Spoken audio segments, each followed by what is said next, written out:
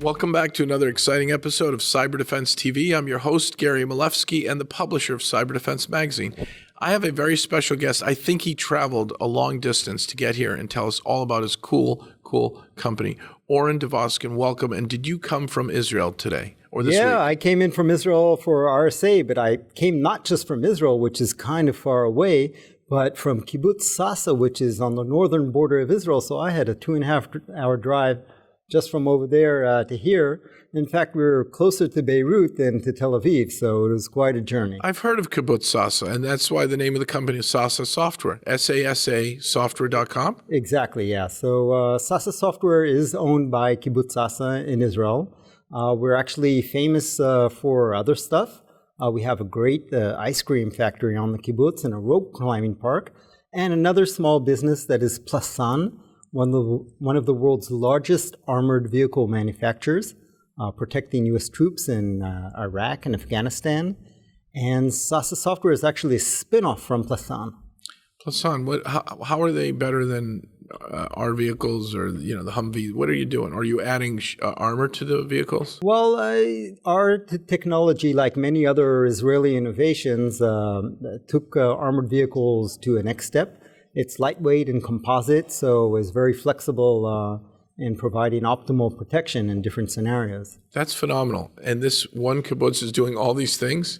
There must be more than 12 people at the kibbutz. Well, just like the startup nation, we're good at optimizing our resources, doing great things, and cybersecurity, as you know. Israel invented the first antivirus product in the world. Correct. Israel created the first Pentium computer. Correct. You guys are trouble. We want to keep up with you. What are you inventing next? Well, the reality is that we're in a world of evolving threats, and file-based attacks that the antivirus was there to solve. Unfortunately, there's still the oldest trick in the book. You mean my PDF file I'm giving you with my magazine on USB stick? Yeah, so USB stick is actually an example as on its own that I'll talk about, but file-based attacks still account for majority of incidents on organizations. Mm-hmm. And the reality is that detection-based technologies can fail. We understand today that when you scan a file and you get that green V, mm-hmm. It's not telling you that file is safe. It's telling you that it hasn't been able to find anything. Hold on. When I go to VirusTotal and I upload my file and, 54 antivirus scanners 3 seconds later tell me it's a good file, but you and I know it's malware, that's not a good sign. Well, check out what VirusTotal recently did in their interface. They used to say the file is safe, but now they're saying no threat detected.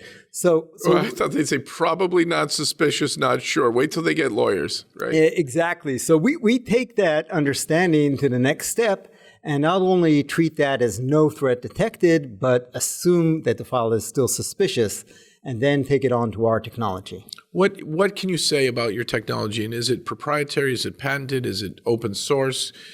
Usually kibbutzes give us great things that are open source.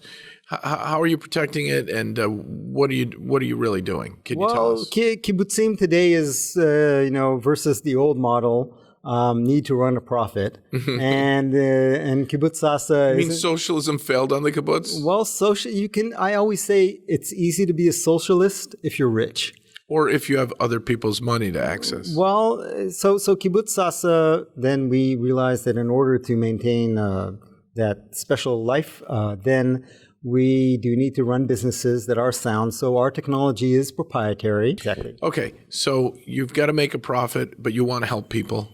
Right. So and who are you selling to? So the way we approach this problem is, first of all, assuming that those files are suspicious.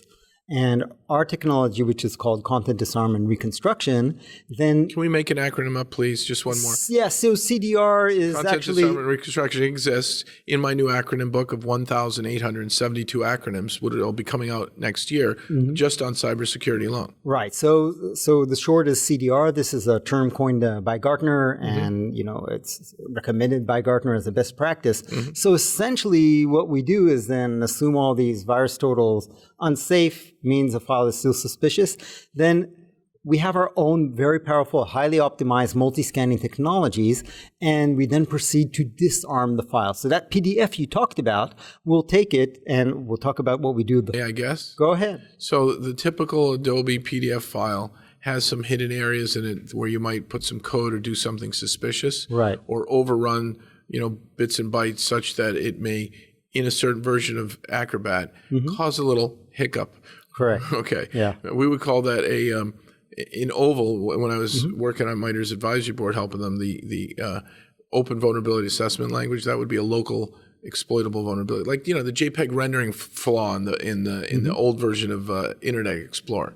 Yeah, so I've got a file, I send you JPEG, and it blows up your computer. There can be a whole set of exploits in not only in PDF but other file types. Now, it's really easy to pull out what we know that can be potentially harmful, right? So scripts and other embedded elements. But then what about exploits that we don't know of? And that is the speciality of our company and of CDR, is to make all kinds of transformations to the file that will create a new copy that is harmless. So we don't care if that file was, malicious or not. We make sure that what you receive is safe. So on the kibbutz, the file goes to the print machine, then it gets rescanned in.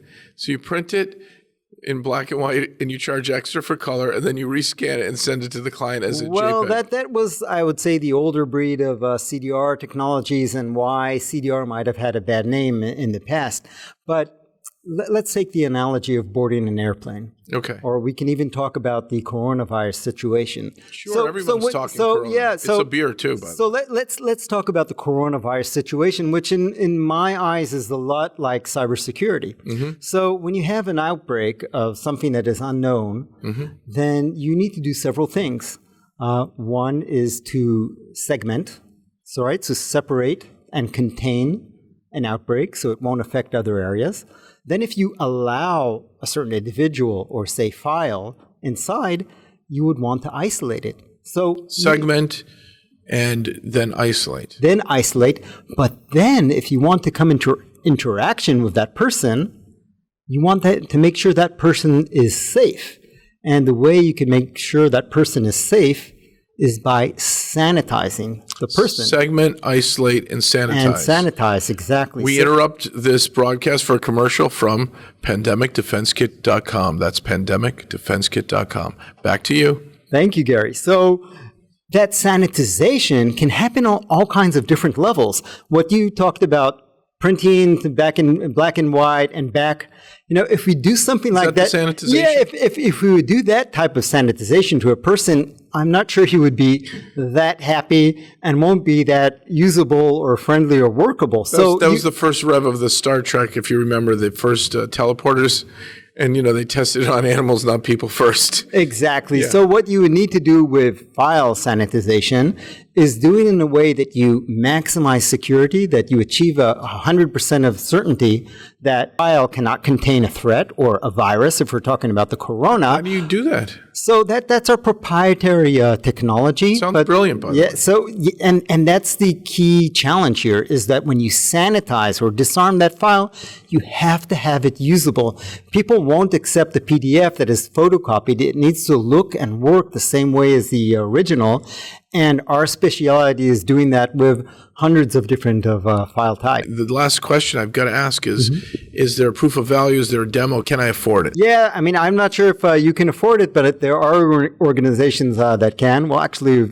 how big are the organizations? So, you can easily contact us through our website, Sasa-Software.com. There's a dash, Sasa-Software.com. There's a dash, Sasa, the kibbutz in Israel. Correct, yeah, and you can contact us for a demo. We have a web-based platform that you can try online, and we'll be glad to help or show up for an on-site. On-prem. Got to say, one of my hottest hot seats, Oren, you made it through the hot seat. You've answered every question. We could probably do this for an hour, and he still wouldn't tell me how he does what he does. So he's using futuristic teleporter technology from Star Trek.